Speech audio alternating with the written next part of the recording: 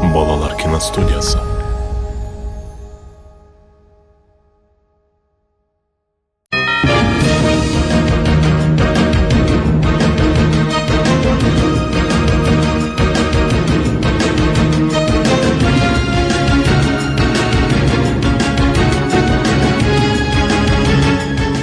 Қайырлы күн қазақ жұрты. Кеше Ақтөбеге жұмыс сапарымен келген Қазақстан Республикасының премьер-министрінің орынбасары Өмірзақ Шөкеев пен облыс әкімі Бердібек Сапарбаев Алға ауданына барып, Парижская коммуна 21 Ақтөбе ет кластері Ақтеп жауапкершілігі серіктестерінің жұмысымен танысып қайтты.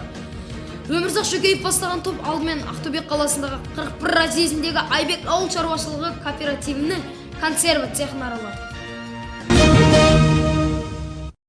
Қар түсіп қыс басталса, қала тұрғындары қысқы спортқа дем қояды. Біреулер мұз айдынына барып коньки тепсе, енді бірі туристік базарларға барып дем алады. Биыл ақтөбеліктер қандай орындарға барып жүр? Облыста 321 мұз айдыны бар. Облыстық дене шынықтыру және спорттық басқармасының мәліметінше, жалпы саны 321 мұз айдыны жұмыс жасап жатыр.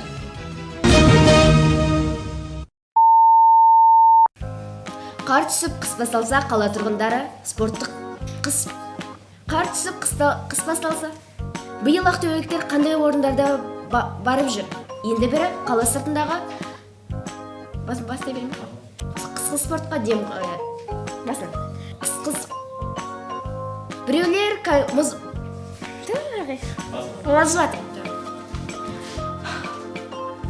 қар түсіп қыс басталса, облыстық дене шынықтыру және спорт Бұл туралы бүгін мемлекеттік қызмет істері және сыбайлас жемқорлыққа қарсы іс-қимыл агенттігінің төрағасы Алик Шпекбаев мәлімдеді, деп хабарлайды Спутник Қазақстан. Сіздер білесіздер, биылдан бастап мемлекеттік бюджеттің 4-ші деңгейі енгізілді. Яғни ауылдық маңызды қалалар мен ауылдарда жекеленген ауылдық округтердің жеке бюджеті болады. Жекелеген ауылдық сыбайлас жемқорлыққа қарсы Армәлімет эфирде күндізгі жаңалықтар. Елбасының жолдауы. Мемлекетіміздің әрі қарай ілгері дамуының негізгі бағыттары белгіленген айқын бағдарламалық құжат. Бүгінде әлем 4-ші өнеркәсіптік революциялық дәуіріне технологиялық, әлеуметтік және экономикалық салаларда терең әлі қарқынды өзгерістер кезеңіне қадам басып келеді. Алдымызға озық дамыған 30 елдің қатарына кіру мақсаты қойылып жатыр. Бүгінде әлем 4-ші өнеркәсіптік революция дәуіріне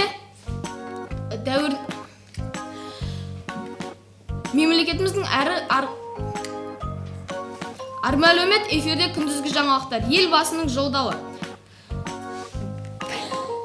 Технологиялық, экономикалық және әлеуметтік салаларда терең әлі қарқынды мемлекетіміздің әрі қарай дамуы. Ағай, жаттадың просто бір түрлі ол.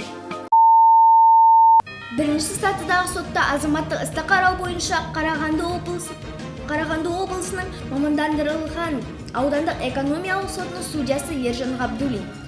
Сот талқысының түсінігі және маңызы, сот талқысының белгілері, істі қарауды кейінге қалдыру, азаматты іс бойынша сот өндірісін тоқтата тұру, істі шешім шығармай аяқтау.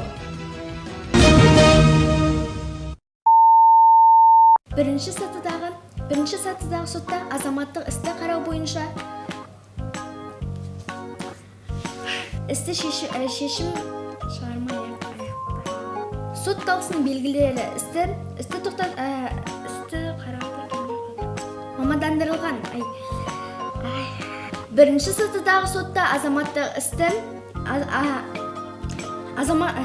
судьясы Ержан Ғабдуллин. Сот талқысының Былтырғы жылдың қорытындысы бойынша облыста мерзімі өткен берешектің көлемі 1,3%-ға өсіп 24 миллиард теңгеге жеткен. Бұл туралы Қазақстан Республикасының ұлттық банкі Ақтөбе филиалының директоры Перизат Әсімбетова мәлімдейді. Өткен жылдың қорытындысы бойынша жылдық инфляция 7,1% болды. Бұл 2017 жылдан 6,8 нысаналы дәлізге сәйкес келеді. Астана тұрғыны жарнама арқылы ер адамға бөтен біреудің дәмханасын сатып жіберген дейді, деп хабарлайды Қазақпарат. Қалалық сотқа сілтеме жасап, сатып алушы сайттан дәмхананы сатылатын туралы жарнаманы көріп хабарласады. Кездесу кезінде ол сатушыға алдын ала төлем ретінде 1,250,000 теңге береді. Кейін ол дәмхананың үшінші тұлғаға тиесілі екенін, әйелдің оны сатуға құқығы жоқ екенін қалады да дереу оған хабарласады.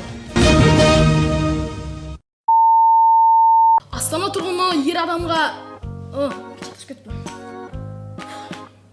және де оны қалалық сотқа сілтеме. Астана тұрғыны жарнама ер арқылы ер адамға Астана тұрғыны жарнама.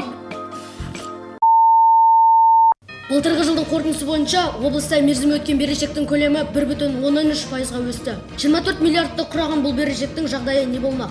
Бұл туралы Қазақстан Республикасының ұлттық банкі Ақтөбе филиалының директоры Перизат Әлімбетова мәлімдейді. Өткен жылдың қорытындысы бойынша жылдық инфляция 7,1%-ға өсті. Бұл 2017 жылғы 6,8% нысаналы дәлізге сәйкес келеді. Армысыздар әлеумет. Былтырғы жылдың қорытындысы бойынша берешектің көлемінің жағдайы енді басын айтыш.